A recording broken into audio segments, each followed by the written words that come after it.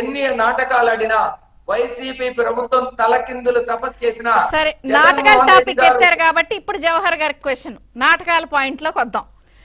ఏమండి అసలు వాళ్ళు చెప్తే నమ్మరు, ఆహా ఓహో అసలు ఏం లేదు అయిపోయింది. మీరు కూడా అన్నారు డబ్బులు సాలిడ్ గా 32,000 కోట్ల రూపాయలు ఉన్నాయి. మళ్ళీ సెల్ఫ్ సస్టైన్డ్ ఒక 7 ఎకరాలు ఉంది కాబట్టి అవి అమ్ముకున్న డబ్బులతో రొటేషన్ అయిపోద్ది, కేంద్రం అండ ఉంది, ఇవన్నీ బ్రహ్మాండం కదా.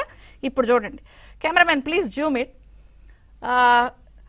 వారి జగన్ గారి పత్రికలు లేకపోతే వారికి సంబంధించిన మాధ్యమాలు సోషల్ మీడియాల్లో ఇటువంటి అంశాలకి సంబంధించిన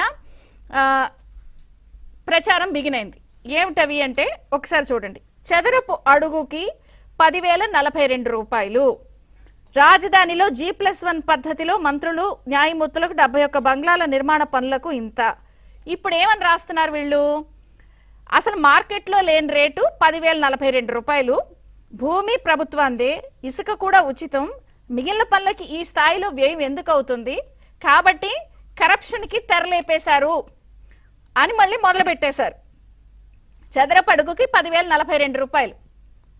ఇది జగన్ గారి పత్రిక మాధ్యమాల్లో చూపిస్తున్న అంశం. అసలు ప్రభుత్వం ఇన్ని విషయాలు చేస్తున్నప్పుడు ఈ స్థాయిలో ఎందుకు వ్యయం అవుతుంది అని అడుగుతున్నారు. సో జవహర్ గారు అంటే మళ్ళీ ఇంకో కొత్త రకమైన స్టార్ట్ చేశారు. ఏమని? ఒక్క నిమిషం, ఏమంటున్నారు? కుల ముద్ర వేశారు మొన్నటి వరకు, అబ్బాయి వర్కౌట్ అవ్వాల. ఇప్పుడు కరప్షన్ ముద్ర వేయడానికి మళ్ళీ స్టార్ట్ అయింది. మార్కెట్లో లేని రేటు భూమి ఆళ్ళదే, బియ్యం ఇదేంటి ఇసుక ఆళ్ళదే అన్నప్పుడు ఇంత రేట్ ఎందుకు అవుతుందని మళ్ళీ స్టార్ట్ చేశారు. ఆన్సర్ చేయండి. ఇప్పుడు గతంలో కమరావతి అన్నారు, తర్వాత ఇన్సైడర్ ట్రేడింగ్ అన్నారు, ఇప్పుడు కొత్తగా ఇది వచ్చింది తప్పమ్మా.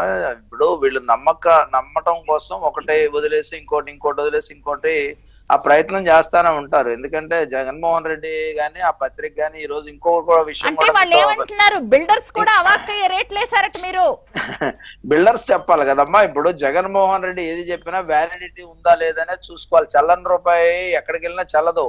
జగన్మోహన్ రెడ్డి మాట కూడా చల్లని రూపాయితో సమానం అయిపోయినటువంటి పరిస్థితుల్లో ఇంకొక విషయం మీకు చెప్పాల్సింది. ఈ రోజు మీ టీవీ ద్వారా ఎంతమంది వీక్షకులు చూస్తా ఉన్నారు, అవతల టీవీ కూడా పెట్టి చూడండి ఎంతమంది చూస్తారు. అదే విధంగా ఈ రోజు పేపర్, సాక్షి పేపర్ ఎంతమంది చదువుతా ఉన్నారు, దాని సర్క్యులేషన్ ఎందుకు పడిపోయింది, ఇవన్నీ కూడా ఇప్పుడు ప్రచారం చేస్తున్నారు సోషల్ మీడియాలో ప్రచారం. నేను అనేది ఏంటంటే ఇలాంటివి ఇంకా ఒక అనుమానాలు కలిగిస్తున్నారు. ఏమంటున్నారు? ఆ రేట్లు ఫిక్స్ చేసేసి కరప్షన్ కి తెరలేపి మీరు వాళ్ళ దగ్గర నుంచి డబ్బులు ఇవి తీసుకోవడానికి చేస్తున్నారు. ఈసారి కూడా ఇదేం అయ్యే పంచాయతీ కాదని మొదలెట్టారు. ఇప్పుడు ఋషులు యజ్ఞం చేసేటప్పుడు రాక్షసులు వచ్చి రక్తం పోయటం గానీ, నీళ్లు పోయటం గానీ, యజ్ఞ సెలపాడు చేయటం గానీ, ఇదంతా మనం ఏదైతే మన పురాణాల్లో చూసాం, ఇప్పుడు అమరావతిలో చూస్తున్నాం. ఎన్ని చేసినా గానీ యజ్ఞం పూర్తవుతుంది, అమరావతి నిర్మాణం జరుగుద్ది. దానికి ఎవ్వరు అనుమానం ఏం లేదు. జగన్మోహన్ రెడ్డి మాటలు విశ్వసనీయత అనే దానికి అర్థం కానీ కొంత వివరణ ఇస్తే బెటర్ ఏమో కదా, లేకపోతే ఖచ్చితంగా అని చెప్పి ఒక ఆస్కారం ఇచ్చినట్టు కదా. సుధాకర్ గారు చెప్తానన్నారు చూడండి వివరణ తీసుకుంటాను. అంటే ప్రభుత్వం సైడ్ నుంచి మీరున్నారు కాబట్టి ఇది కొత్త అంశం కదా. ఇప్పుడు ఉన్న రేట్లు ఏంటి, దాని కన్స్ట్రక్షన్ కాస్ట్ ఏంటి, దానిలో డీవియేషన్ ఎక్కడ ఉంది, శాండ్ అనేది ఒట్టిగే వచ్చేసి ఉచిత ఇసుకన్నంత మాత్రాన ట్రాన్స్పోర్టేషన్ గానీ లేబర్ కాస్ట్ గానీ ఈ ఒట్టిగేం రావు కదా.